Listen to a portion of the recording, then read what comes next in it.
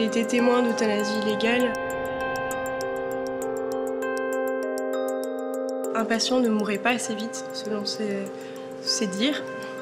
Il m'a demandé d'injecter du potassium à un patient qui n'avait pas du tout demandé de mourir. Je sais pas de quoi elle est décédée. J'ai pas de réponse. Elle n'avait pas de maladie.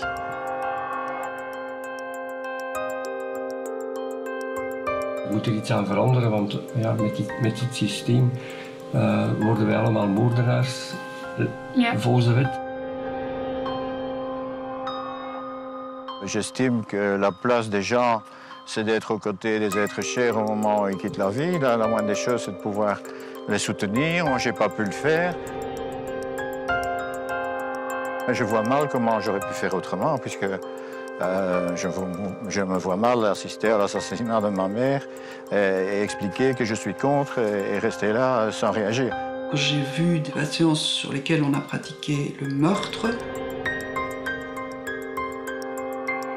on m'aurait laissé 3 ou 4 heures, je réglais leurs problèmes. Et ils rentraient chez eux. Elle n'avait pas une maladie grave et incurable. Donc on était dans un contexte différent.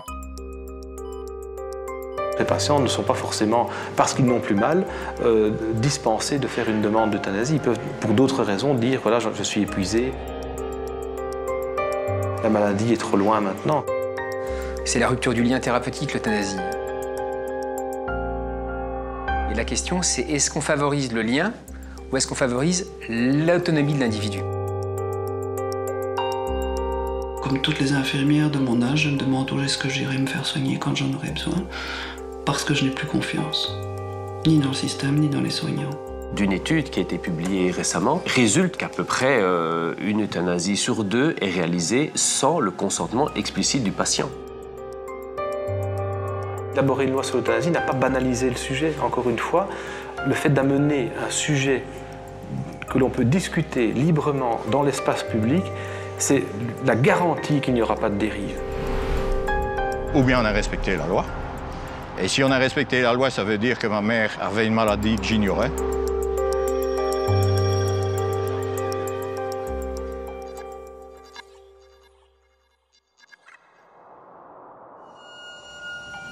Au commencement, il y eut l'Australie, premier territoire à avoir légalisé l'euthanasie. C'était en juillet 1996 dans les territoires du Nord. Mais 8 mois plus tard, coup d'arrêt, la loi est abrogée par une loi fédérale. Depuis en Australie, l'euthanasie reste illégale. 4 ans plus tard en Europe, toutes les télévisions sont à l'unisson pour révéler un scoop qui a déjà pris l'eau. Aux Pays-Bas, le Sénat a voté aujourd'hui la légalisation de l'euthanasie. C'est une première dans le monde puisqu'aucun autre pays n'avait pris une telle décision auparavant sur cette pratique. Sans surprise, les sénateurs néerlandais ont emboîté le pas des députés. Un scoop sans surprise comprendra qui veut. L'euthanasie débarque sur le vieux continent par le nord. Les Pays-Bas seront vite rejoints par la Belgique puis le Luxembourg, soit un total de 30 millions de personnes concernées sur une population globale en Europe de 500 millions d'habitants. Nos voisins belges ont calqué leur loi sur celle des Pays-Bas et après 10 ans d'euthanasie en Belgique, les députés français s'apprêteraient à dupliquer la loi belge, considérée par beaucoup comme le modèle à suivre. Nous avons donc voulu vérifier par nous-mêmes si sur le terrain, tout se passait comme dans le meilleur des mondes et s'il n'y avait pas de dérive. Après 2 minutes de recherche sur Internet, on tombe déjà sur une première affaire. La piste nous semble intéressante. L'homme que nous suivons est un retraité. Sa mère souhaitait être euthanasiée, mais contre l'avis de son médecin et du directeur de la maison de retraite. Votre situation est assez anachronique, non? Je dirais pas anachronique, je dirais plutôt surréaliste, ce qui est propre à la Belgique, le surréalisme. C'est que donc, le fait que ma maman a été euthanasiée, que je suis quelqu'un qui est totalement pour la loi sur l'euthanasie. Je trouve ça tout à fait bien et je suis athée, donc j'ai aucun problème philosophique avec ça. Qu'est-ce qui s'est passé exactement? Et puis, étant donné qu'elle a été euthanasiée, mais selon moi, en dehors des limites de la loi, qui dit qu'on doit avoir une maladie grave, incurable, et qu'elle n'était absolument pas dans le cas, sauf bien sûr si la vieillesse est une maladie grave et incurable. Eh bien voilà, maintenant je suis obligé de poursuivre un médecin dont je soutiens l'action d'un côté, Et que de l'autre côté, j'ai été obligé de me porter civil, partie civile, même si ce n'est pas moi qui ai déposé plainte, mais j'ai été obligé de me porter partie civile pour avoir accès au dossier et essayer de comprendre le contenu de la loi. Comprendre. Comprendre comment un médecin venu de l'extérieur a-t-il pu euthanasier sa mère alors que la famille s'y opposait. Comment a-t-il pu opérer sans prévenir personne? Un petit service en catimini, un dimanche après-midi. C'est en haut, 3e étage, à peu près là, derrière la lampe d'éclairage public. La manière dont ça a été fait à la sauvette, donc un médecin qui fait ça puis qui s'en va en laissant derrière lui une morte sans avertir le personnel soignant qui va avoir la mauvaise surprise de la découvrir dans son lit.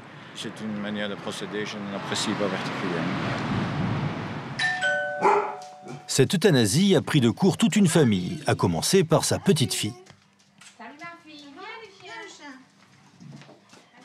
Tout le monde ici connaissait pourtant la volonté de cette future arrière-grand-mère d'avoir recours à l'euthanasie. Mais personne n'y croyait. La mère de Marcel ne remplissait pas les conditions de la loi pour être euthanasiée. Elle n'avait pas de maladie grave et n'était pas dans des souffrances insupportables. On l'a vue 2 jours avant, puisqu'on est allé lui souhaiter la bonne année. Et dans son attitude, elle n'a rien laissé présager que c'était la dernière fois qu'elle nous voyait. Elle n'a eu aucun geste tendre ou pour dire au revoir, rien du tout. Et il y a eu une petite lettre d'adieu ou... Rien du tout. Non. Pas un mot, pas un geste, rien du tout. Une famille orpheline, aucun adieu. Les seuls mots de réconfort seront ceux du médecin qui a provoqué la mort de Madame Werner. Il laissera derrière lui sur la table de nuit cette lettre de condoléances. Je lui en voulais parce qu'elle nous avait mis dans une situation... ce qui n'a pas été évident, c'est qu'à un moment donné, on est appelé par la police judiciaire, on est interrogé. Moi, je suis enseignante, je ne suis pas libre comme ça quand je veux. Je dois annoncer à ma directrice que je ne sais pas venir travailler parce que je dois être interrogée par la police judiciaire. Bon, c'est toutes des choses auxquelles elle n'a pas pensé, quoi. On s'est posé la question, est-ce qu'on ne risque pas d'avoir des ennuis, nous? De savoir que oui, on était au courant que c'était dans ses projets et que bon, voilà, on n'a rien fait parce que qu'est-ce qu'on savait faire là contre? Rien. On en a parlé avec elle, sa décision a été prise à partir du moment où le médecin le fait. Bon, ben voilà. Ce fameux médecin qui soulage définitivement les patients sans trop se soucier de ce qui reste, nous sommes allés le rencontrer dans son cabinet à Gand. Il s'appelle Marc Cousins. S'il opère, c'est parce qu'il connaît bien la loi et qu'il l'a déjà interprétée.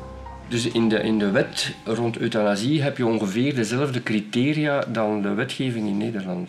Dus van, je moet een ongeneeslijke ziekte hebben, maar die ongeneeslijke ziekte, daar staat niet in welke. Dus dat is zeer ruim interpreteerbaar. Il ne faut pas que des dérives puissent avoir lieu, parce qu'à ce moment-là, ceux qui en ont vraiment besoin ne pourront plus en profiter de l'euthanasie. Si on interdit... Où on met la limite. Hein. Voilà, où on met la limite.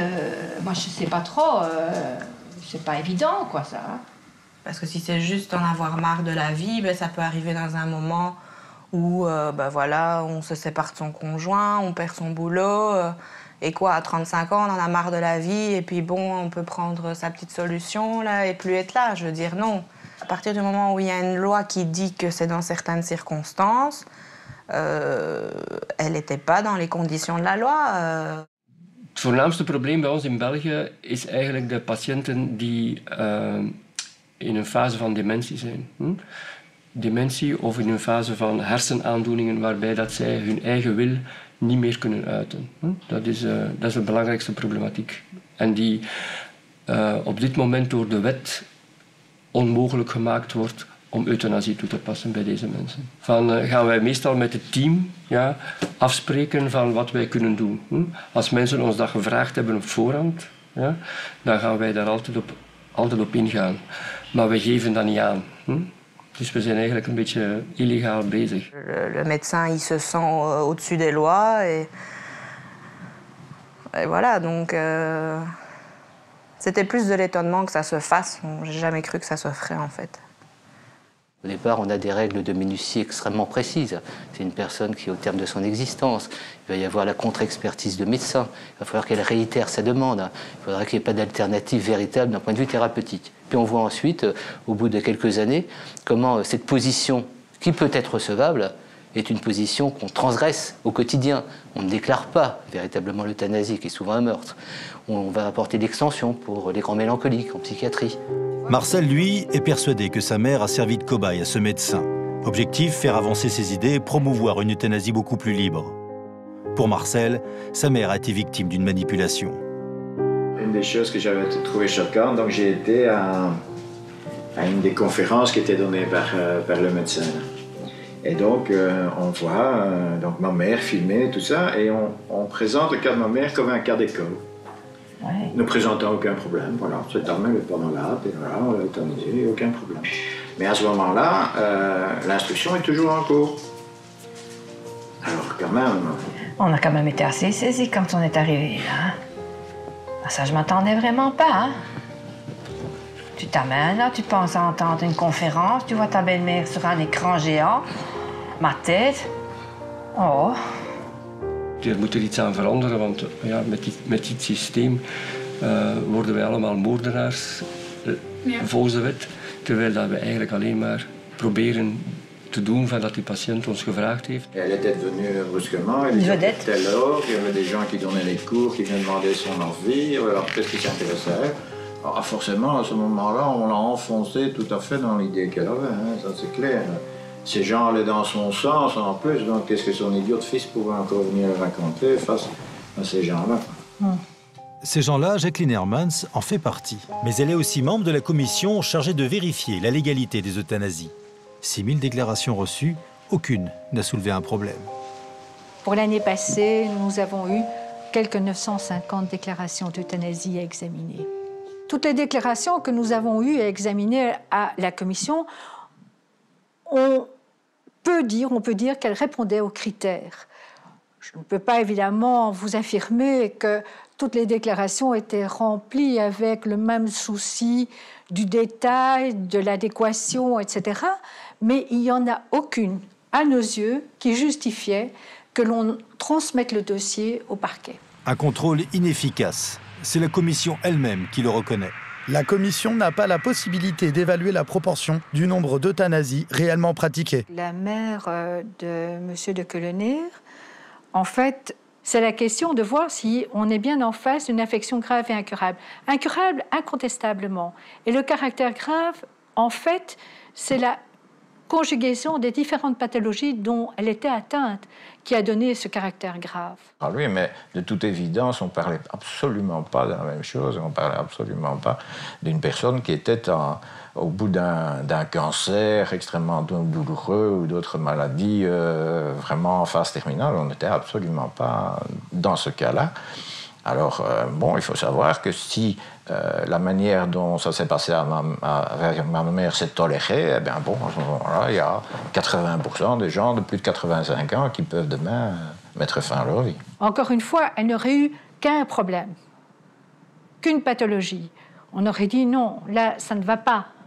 Mais ici, il y avait un problème d'insuffisance cardiaque, il y avait, ça y est, j'entre dans les détails médicaux, mais il y avait différents problèmes qu'elle rencontrait qui faisaient que, comme la chanson de Jacques Brel, son univers commençait à se rétrécir, c'est-à-dire comme dans la chanson des vieux, bientôt c'eût été simplement du lit au fauteuil, etc. Puis du lit au fauteuil, et puis du lit. Jacques Brel sans doute appréciera que sa chanson sur les vieux sert désormais à justifier l'euthanasie des personnes âgées. C'est en partie au cœur de l'Institut Jules Bordet à Bruxelles que la loi sur l'euthanasie a été imaginée. L'un des fervents défenseurs et promoteurs de la loi s'appelle le professeur Lossignol. Il nous explique les conditions requises pour l'euthanasie. En fait, on est face à un patient qui a une affection médicale incurable, qui est conscient, qui est majeur, pour lequel les souffrances sont inapaisables, ou en tout cas sont anticipées comme étant non contrôlables à terme. La maladie incurable sous-entend qu'il n'y a plus aucun espoir d'améliorer la situation par des traitements efficaces, et que le patient fait une demande réitérée, sereine, sans pression extérieure, Ça demande déjà, ne fût-ce que cela, pas mal de temps pour s'assurer que tout est bien au clair. Il est clair qu'on ne pratiquera jamais une euthanasie si le patient ne demande pas. Ça, c'est une évidence. Mais dans la pratique, l'évidence n'est pas pour tout le monde, à commencer par les infirmières. Celles-ci travaillent dans le même service que le professeur Lussignol. Pour elles, la pratique contredit la théorie. Les dérives existent bien. Un anesthésiste m'a demandé d'injecter du potassium à un patient qui n'avait pas du tout demandé de mourir. Et évidemment, j'ai refusé, j'en ai parlé au chef de service, au cadre infirmier, etc. Et tout le monde a refusé de m'écouter parce que dans tous les cas, voilà, ce sont des pratiques qui leur paraissaient anodines et courantes. Cette personne-là n'avait jamais demandé à mourir? Jamais. Et finalement, en fait, c'est quelqu'un qui l'a fait pendant la nuit.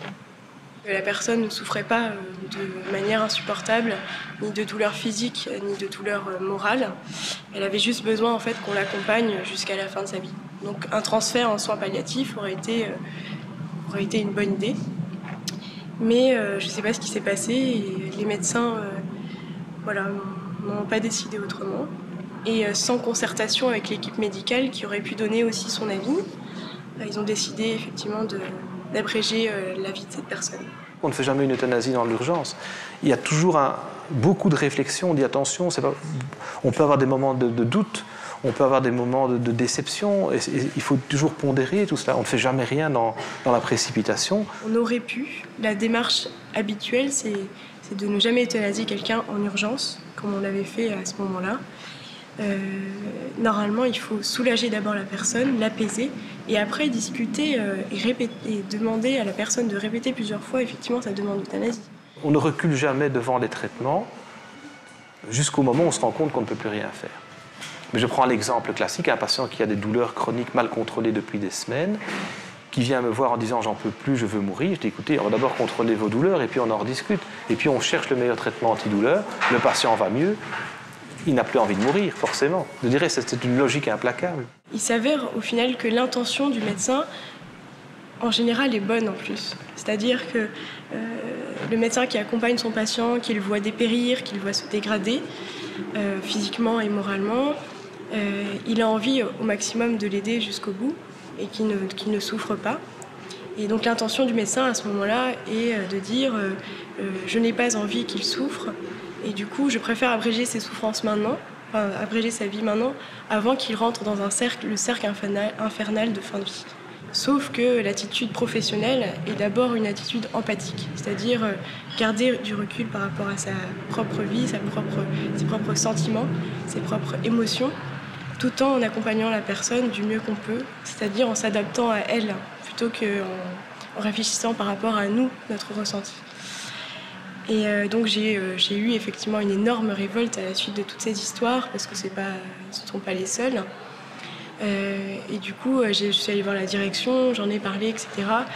Mais c'est un milieu qui est assez compliqué à gérer, le milieu de la médecine, c'est-à-dire qu'il y a une commission de contrôle des euthanasies, et à partir du moment où une loi est créée, c'est très difficile de dénoncer des dérives potentielles. Selon vous, est-ce que cette loi permet de camoufler bon nombre d'homicides volontaires, on va dire? Alors je ne suis même pas certaine en fait qu'elle camoufle, tout simplement en fait parce que je ne suis pas sûre de son utilité. C'est-à-dire qu'à la base, elle a été créée pour justement encadrer les dérives liées à l'euthanasie, mais on se rend compte qu'au final, les dérives existent toujours et même s'amplifient. Il faut quand même un peu revenir dans la réalité, arrêter de fantasmer sur des hypothétiques dérives qu'on ne voit pas. Les dérives, elles surviendraient s'il n'y avait pas de contrôle.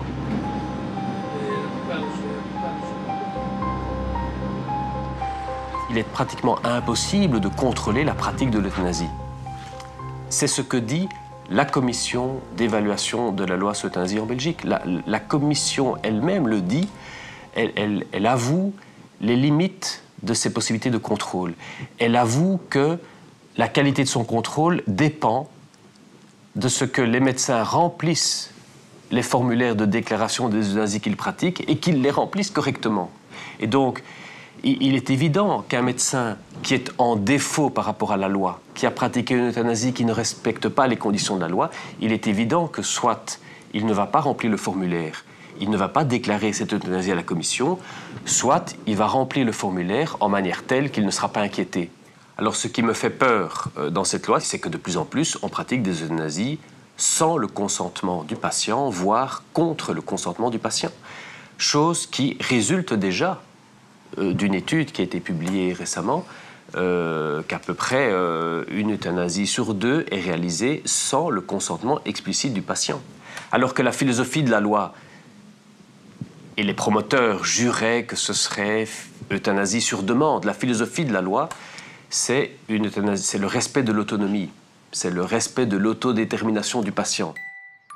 Le respect de la volonté du patient, mais pas seulement.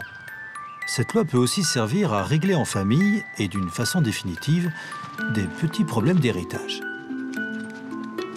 Cette femme d'un certain âge, on va l'appeler Catherine. Elle avait 2 sœurs, l'une d'entre elles très riche, avait 2 fils médecins.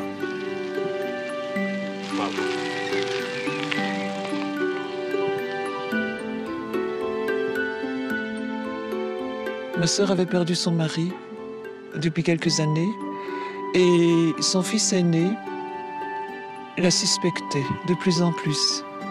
Il venait comme la contrôler à la maison.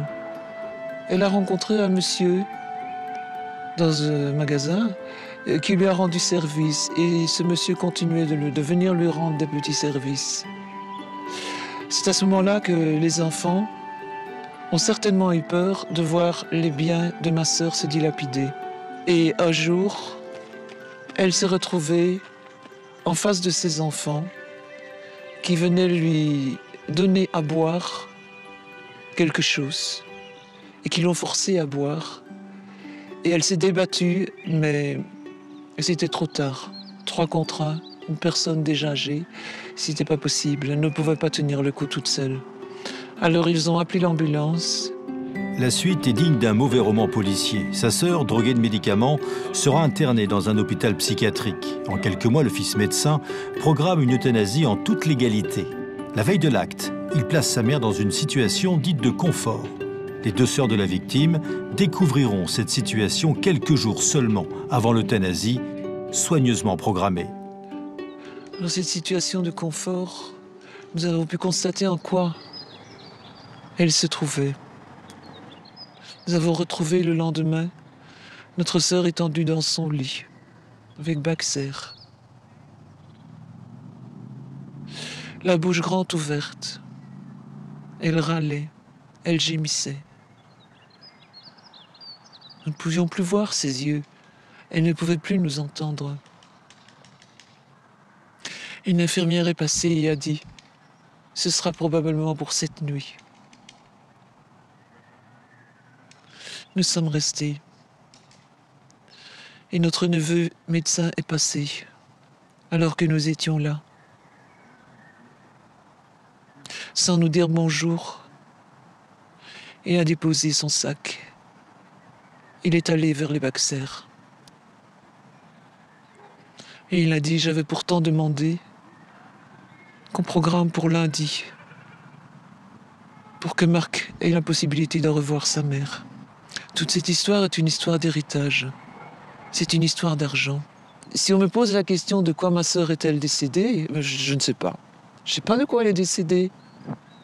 Je n'ai pas de réponse. Elle n'avait pas de maladie. Et où son fils vient regarder si on est bien programmé. Si ça ne s'appelle pas de l'euthanasie, je ne sais pas quel nom ça porte. Hein.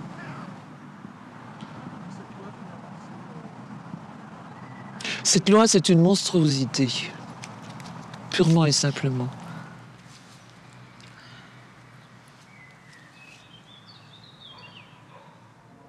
L'échelle et le paquet. Marcel, lui, accumule les dossiers, les coupures de presse. L'ancien syndicaliste cherche toujours à comprendre. Et je l'endoue qui est déjà prête. Le dossier Werner, du nom de ma mère. Et dans cette petite pochette, il y a tout son passé et puis tous les événements après son décès. Alors voilà, ça sont tous les noms et adresses des gens qui se sont occupés du cas. Dans cette affaire, on a changé 2 fois de procureur, 2 fois de juge d'instruction. Voilà, on ne sait pas trop pourquoi. Alors, j'ai aussi écrit à 2 ministres de la Justice, disant que voilà, j'avais constaté un certain nombre de problèmes. Ni l'un ni l'autre ne m'a répondu et n'a même eu la politesse de m'envoyer un accusé de réception. Donc aujourd'hui, ils peuvent même dire que mes courriers ne sont jamais arrivés. Alors quand j'ai eu contact avec les gens de la commission, au début, je leur ai écrit une lettre en leur disant « Écoutez, monsieur, attention, il y a un médecin qui va faire une euthanasie d'une manière que moi je juge illégale. » On me répond « Soyez assurés que la commission examinera la déclaration d'euthanasie introduite par le médecin et qu'elle prendra sa décision conformément aux dispositions légales prévues par la loi relative à l'euthanasie. Les suites éventuelles seront conformément à cette loi communiquées au médecin signataire de la déclaration, donc pas à moi. Par conséquent, c'est de me dire gentiment à ce moment-là, occupez-vous de vos affaires, nous, on s'occupera des nôtres. » Et voici la seule et unique photo récente de ma mère, où on peut quand même voir que son état de santé, parce que je crois que ça se voit, elle n'avait quand même pas l'air d'être une personne totalement en fin de vie. Ça me titille, ce sont des choses que je n'aime pas et dont je sais très bien que toutes mes interventions ne serviront à rien. Hein. La machine est lancée, ça va continuer comme ça, mais voilà, je peux pas me taire là-dessus, c'est tout.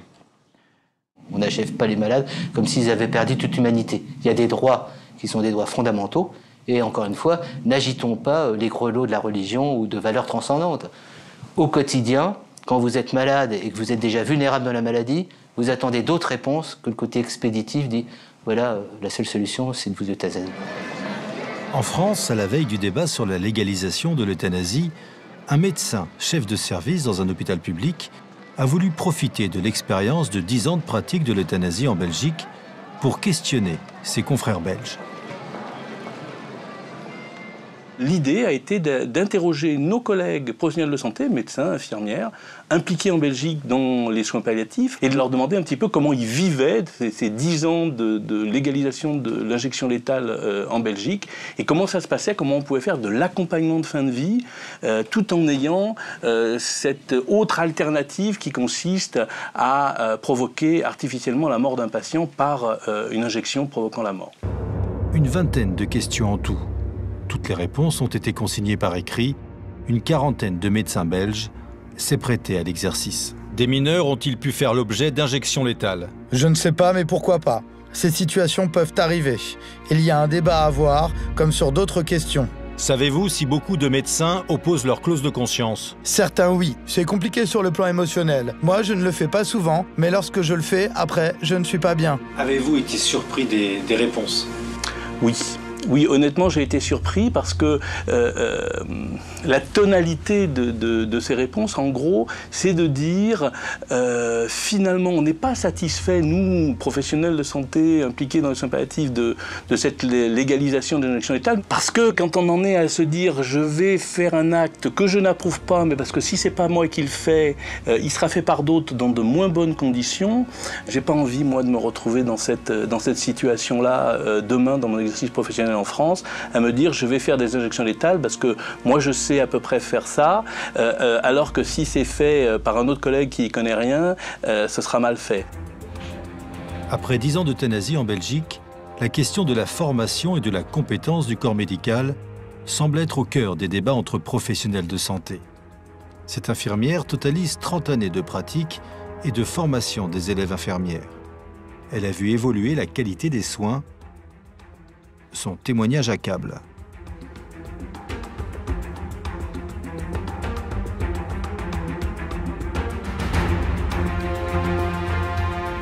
J'ai l'impression qu'on a reculé. Quand on faisait des soins palliatifs au début, bénévolement, avec très peu de moyens, la qualité était nettement meilleure que ce qu'on peut trouver maintenant. J'ai donc été témoin de plusieurs situations. Je rappelle que je suis enseignante, donc j'étais témoin avec des étudiantes qui parfois n'avaient que 18 ans, qui comprenaient très bien ce qui se passait. Il y en a qui arrivent à peine à parler de ce qu'ils ont vu, de ce qu'ils ont été obligés de faire, parfois, ou de participer.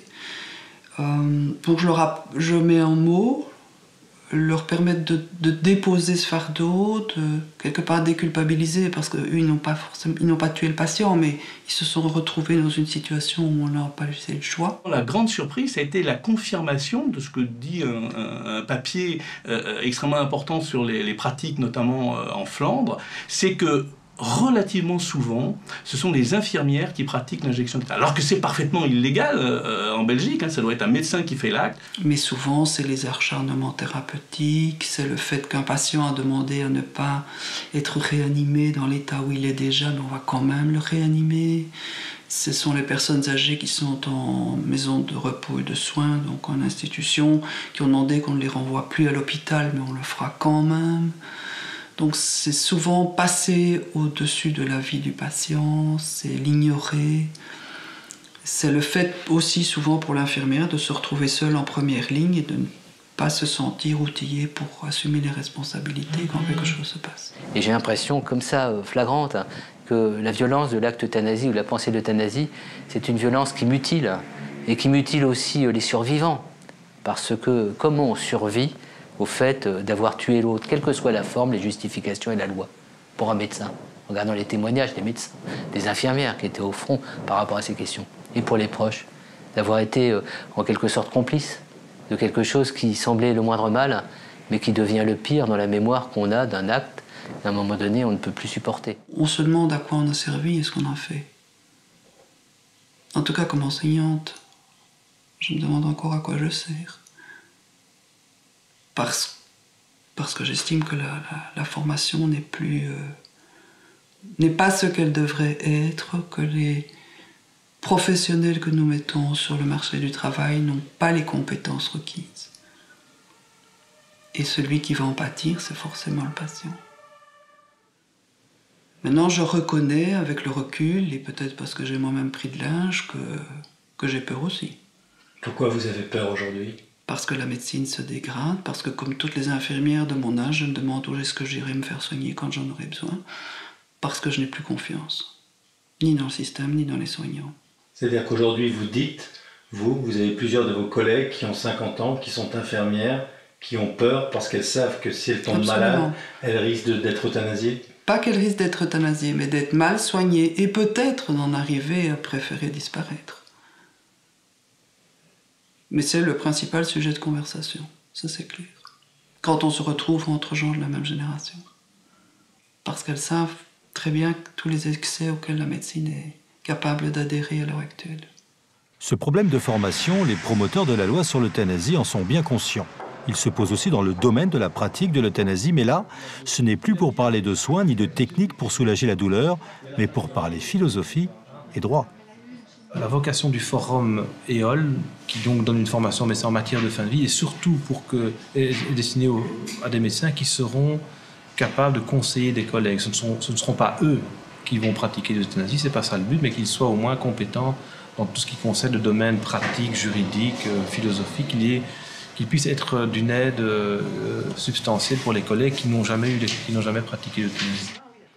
La pratique de l'euthanasie nécessite désormais d'avoir des bases en philosophie et surtout d'avoir quelques notions juridiques au cas où.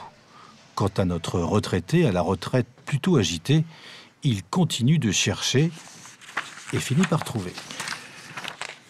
Alors, j'ai plusieurs courriers, donc j'ai un petit peu de...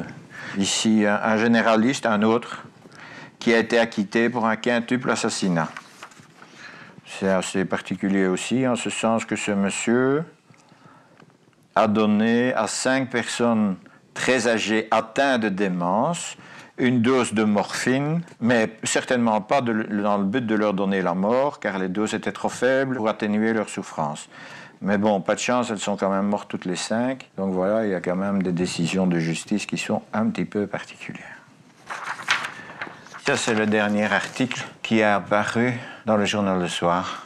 Mais ce que je déplore, c'est que c'est le seul journal qui s'est intéressé à ça. Voilà, on n'en a vraiment pas beaucoup parlé. Et pour cause, la presse en Belgique a déjà choisi. L'euthanasie est une affaire entendue entre journalistes, qu'il y ait ou non des dérives.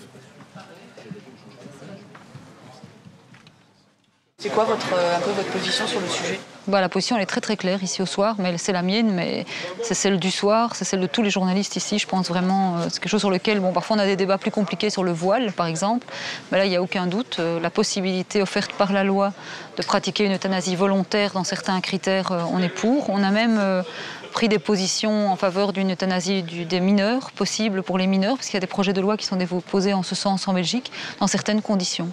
De deux choses l'une. Ou bien il y a un vrai problème et on l'a ignoré, ou il n'y a pas de problème. Mais s'il n'y a pas de problème, je me demande pourquoi on a dérangé un procureur, un juge d'instruction, un service complet de gens de la police judiciaire qui ont interrogé une dizaine de personnes. Enfin, tous ces gens-là ont autre chose à faire que de s'occuper d'un problème qui n'en est pas un. Alors, il faut que les choses soient claires. Ou bien il y a un vrai problème qu'on a ignoré, ou bien il faut qu'à l'avenir, ça ne se représente plus jamais.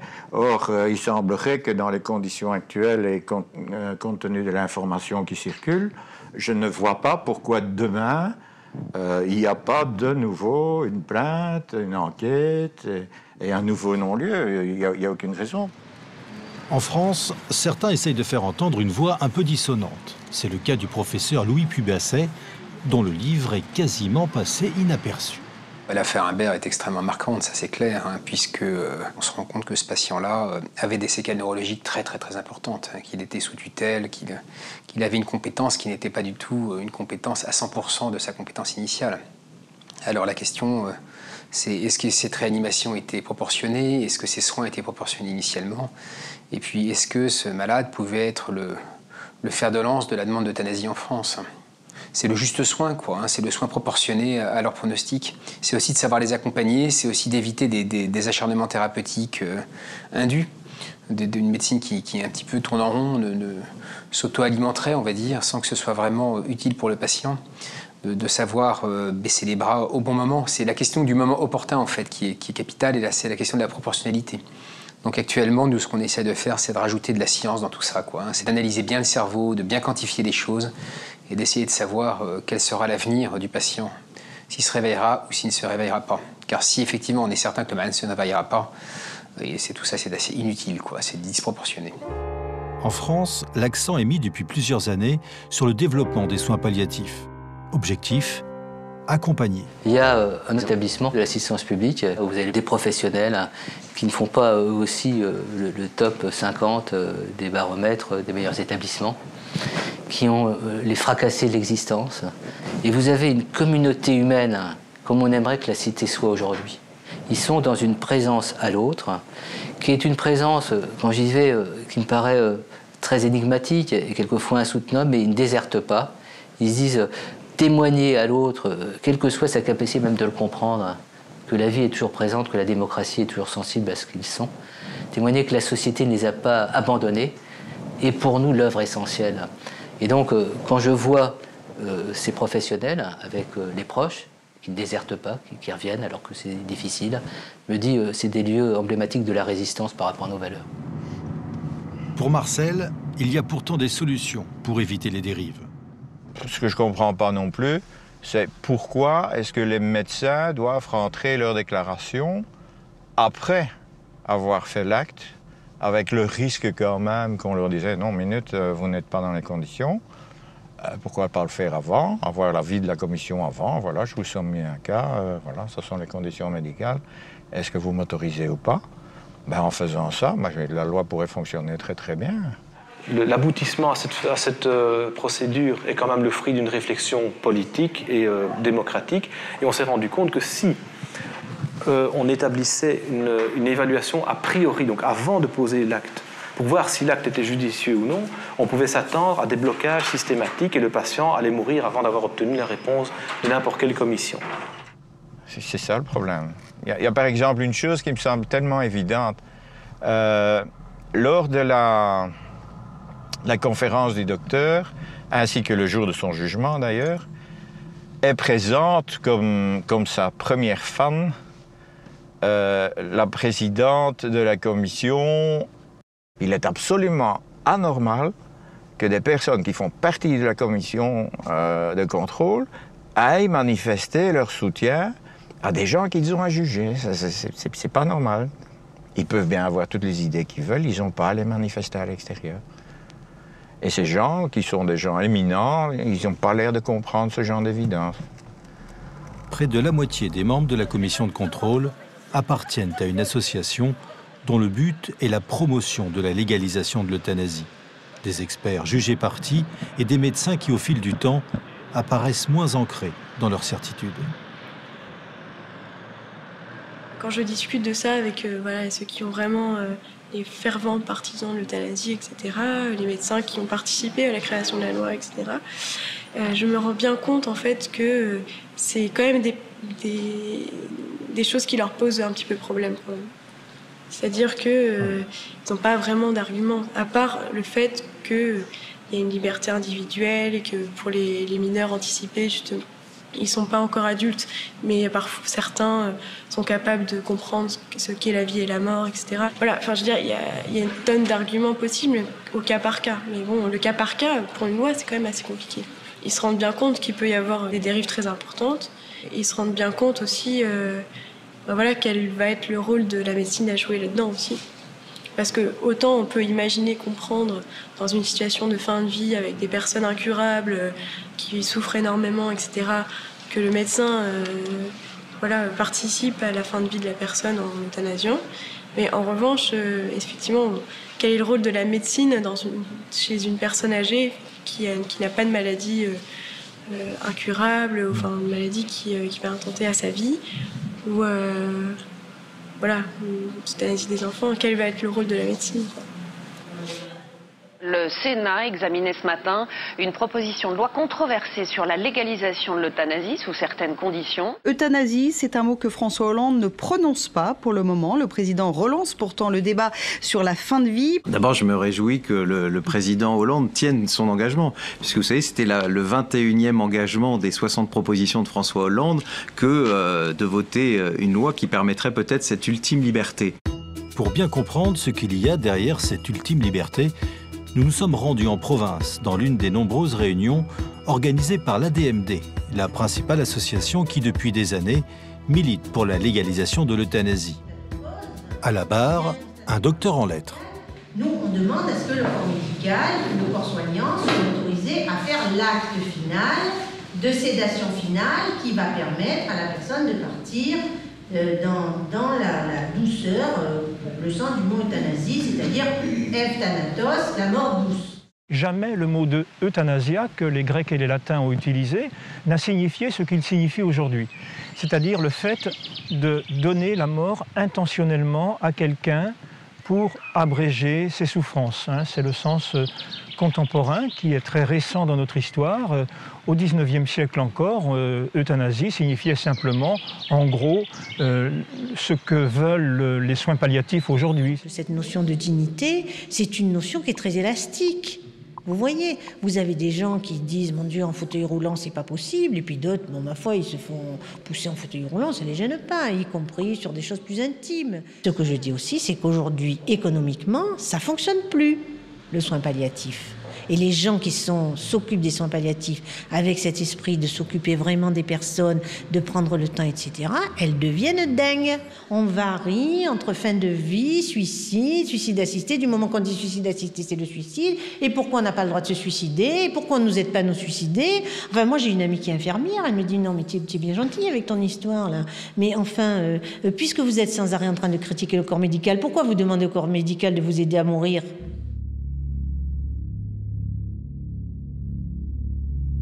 Mourir dans la dignité, c'est mourir de façon accompagnée, sans obstination déraisonnable, en soulageant la douleur.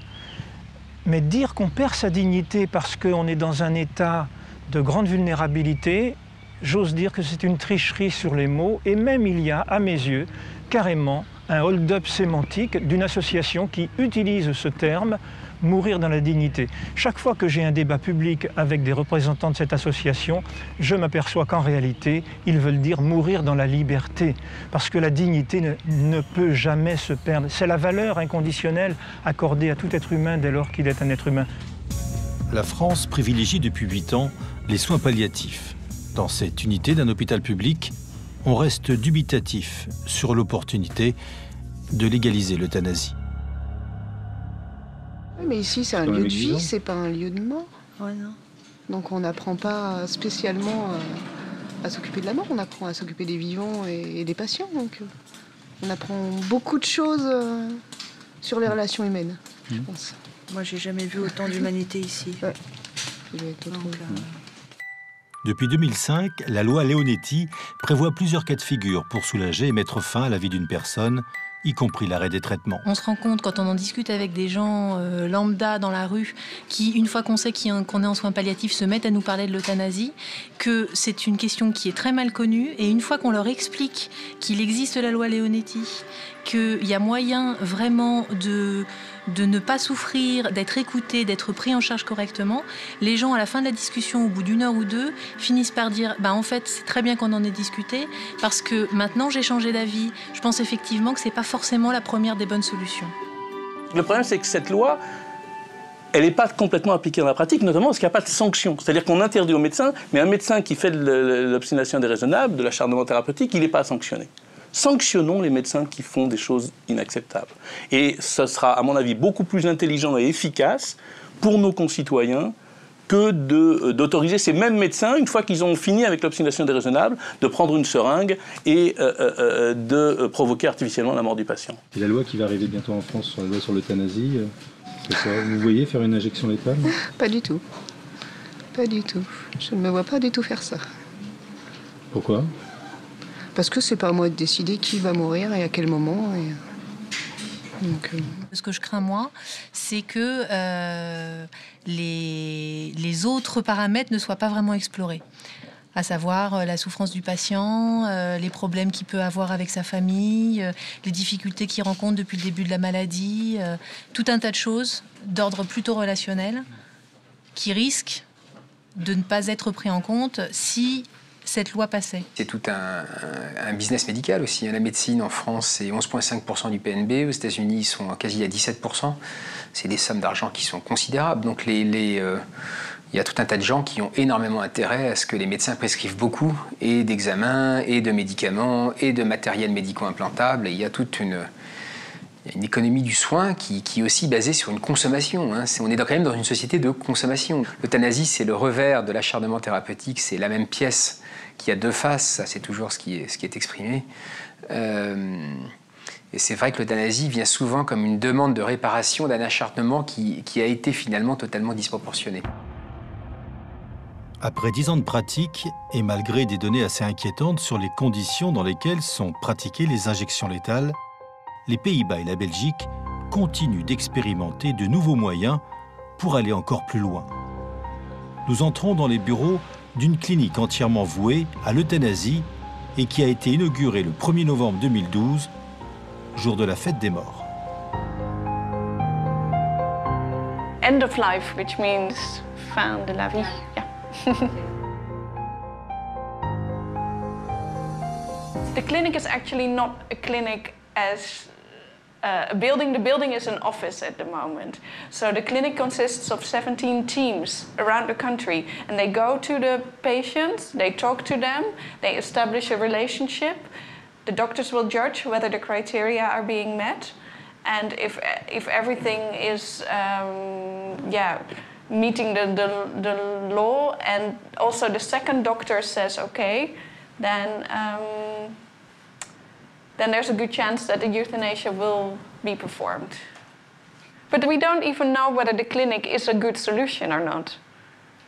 It's basically patients who suffer and whose doctor, for some reason or another, was not comfortable with euthanasia.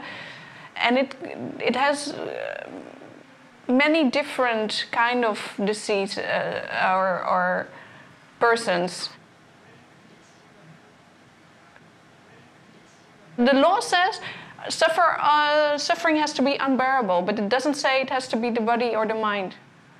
So, but it's different, and of course it's very hard to decide. And in the psychiatry, the psychiatrists many times are convinced that there's another cure or another pill for these people. So, yeah. Palliative care is something that the doctor, it's not a request from the patient. It's a medical decision, and it's only being done when the patient has got 2 weeks or less to live. But for euthanasia, there's not this limit. The thing is that it's unbearable, but maybe you can live 5 years longer with this unbearable pain, and you don't want it. That's a big difference. On va faire l'interruption volontaire de vieillesse. Si vous avez plus de 70 ans, vous allez à l'hôpital, on va vous le faire. Arrêtons de marcher sur la tête, quoi. Faisons des actions pour que les personnes âgées qui se trouvent dans la solitude, qui sont mal pris en charge dans tel ou tel établissement avec des pratiques qui ne sont pas acceptables, au lieu de dire c'est pas acceptable, donc on va faire une injection létale, faisons en sorte qu'on prenne soin, au sens vrai du terme, qu'on prenne soin des personnes âgées, qu'on prenne soin des personnes en fin de vie, qu'elles soient âgées ou pas âgées, qu'on développe donc cet accompagnement de fin de vie et que ce soit un geste citoyen, un geste solidaire, que la société considère qu'on ne doit pas abandonner celui qui meurt. En dépénalisant l'euthanasie comme l'ont fait les pays du Benelux, on a ouvert la boîte de Pandore parce qu'on a dit que c'était un geste de soin que le geste qui arrêtait le soin. L'euthanasie n'est pas la seule solution à la fin de vie, et si on est compétent dans son domaine, on peut trouver des alternatives avec le patient que l'on peut négocier avec lui. Alors que des gens veulent mourir, ça ne me gêne pas du tout, mais que la société valorise ça et l'entérine, si vous voulez, comme un choix, je pense que c'est un signal social qui est vraiment de dire nous préférons la valorisation de l'autonomie et de la liberté contre la valorisation du lien. Or, nos sociétés aujourd'hui, ce dont elles manquent, c'est de lien. Après 4 ans d'une procédure dont il connaît déjà le résultat, Marcel nous emmène au tribunal pour savoir si le juge accepte de poursuivre ou non le médecin qui a euthanasié sa mère. Marcel est sans illusion.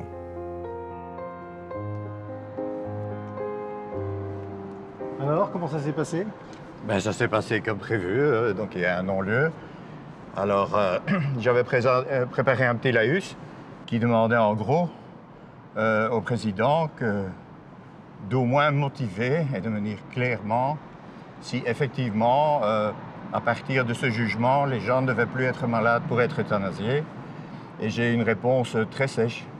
Il m'a dit, monsieur, moi ici, je comprends tout à fait vos préoccupations, mais moi je suis là pour décider si on poursuit ou on ne poursuit pas, et on ne poursuit pas. Et on en est resté là, donc voilà.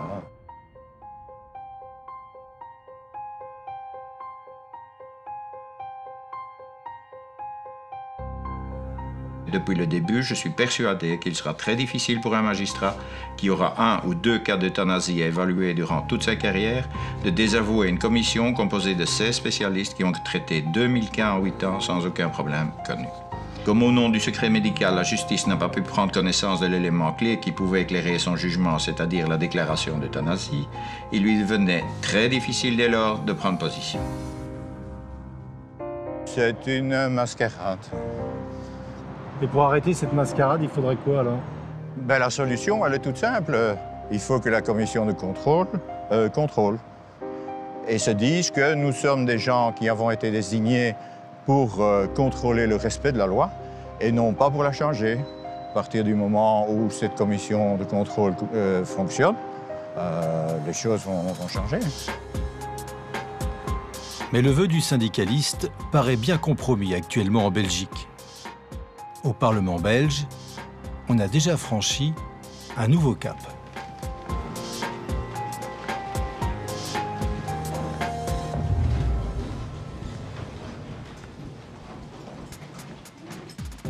Elle peut être améliorée sur certains points. Parce que, vous savez, moi j'ai coutume de dire que les lois de bioéthique, elles sont vous allez me dire, c'est le cas de le dire quand on parle de l'euthanasie, biodégradable en ce sens qu'on ne légifère pas, toujours sans mauvais jeu de mots, pour l'éternité, et qu'il y a des situations qui peuvent se présenter qui nécessitent que la loi soit adaptée, soit amendée ou amodiée. Par exemple, la question de l'euthanasie des mineurs. La loi actuelle permet, si on respecte les conditions de procédure, de procéder à l'euthanasie de personnes majeures ou de ce qu'on appelle les mineurs émancipés, c'est-à-dire des mineurs de 15 ans. Or, il y a un certain nombre de situations où de grands mineurs de 16 ou 17 ans peuvent avoir un regard sur, bien sûr, leur souffrance, avoir leur propre opinion de leur droit de mourir dans la dignité et pourraient, à mon sens, moyennant toujours des conditions de procédure à discuter et bien sûr l'intervention des parents, mais demander leur euthanasie. On est évidemment dans les risques, c'est cette fameuse notion de la pente glissante. C'est-à-dire que si je mets le petit doigt dans le truc, je vais bientôt y mettre ça, et que c'est naturel. Il y a un philosophe français contemporain que j'aime beaucoup, qui s'appelle Pierre Dac, qui disait « Au-delà des bornes, il n'y a plus de limite ». Voilà, et c'est bien ça le problème. Au-delà des bornes, il n'y a plus de limite. Moi, je dirais ne vous précipitez pas, parce que avant d'en arriver à des décisions pareilles, et je n'estime pas avoir le droit d'obliger quelqu'un à vivre, mais avant d'en arriver à une décision pareille, il faut être sûr que l'on a pris cette personne en charge de manière parfaitement compétente et qu'on ne va pas pratiquer une euthanasie parce qu'on n'est pas capable s'en sortir avec ce patient. Qu'on se croit dans une situation sans issue, sans solution. Alors que si vous interrogez les gens qui sont en soins palliatifs, ils ne reçoivent que des patients dont les autres ne savent plus quoi faire.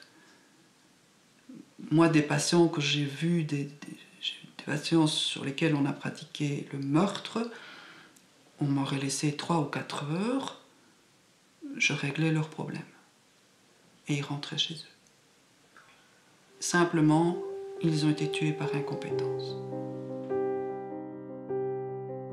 Si demain on légalise l'euthanasie, c'est un signal extrêmement fort. Un signal extrêmement fort, comme quoi, d'une manière dérogatoire, sous certaines conditions qui seront bien vite diluées par rapport à la pratique, de manière dérogatoire, on autorise de tuer. Et on autorise des médecins à tuer, pour moi ça m'interroge, parce que c'est pas l'ambition. Si demain vous allez dans un cabinet médical où vous êtes soigné par un médecin et puis que vous doutez exactement des raisons qui font qu'il vous soigne ou pas, vous pouvez vous interroger, surtout dans un contexte de restrictions économiques, de choix, d'injustice par rapport à l'accès aux soins. Il faut mettre tous ces éléments bout à bout. Alors il y a des personnes qui, effectivement, auront un environnement très favorable, informé, qui pourront prétendre, justifier, aller plus loin. Puis d'autres auront l'impression que c'est comme une évidence, qu'il faut arrêter là le parcours. Donc vous voyez en quoi ça impacterait des personnes plus vulnérables que d'autres et en quoi ça interroge la question de la démocratie. C'est quand même le dernier recours, l'hôpital. Il faut voir que dans notre société d'aujourd'hui, la dernière frontière, c'est l'hôpital quand même.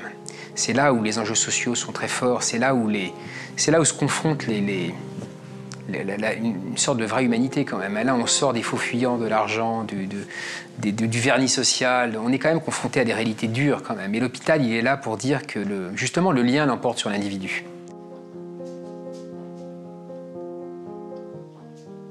Ma mère, à 3 ans après, n'a pas connu le nouvel arrivé et je sais pas l'importance que ça pouvait avoir pour elle. Je sais que l'importance que ça a pour moi et ce que m'apporte le moindre des sourires de cet enfant. Et heureusement, il n'en est pas avare. Ben, elle a raté ça déjà, donc voilà, c'est dommage pour elle.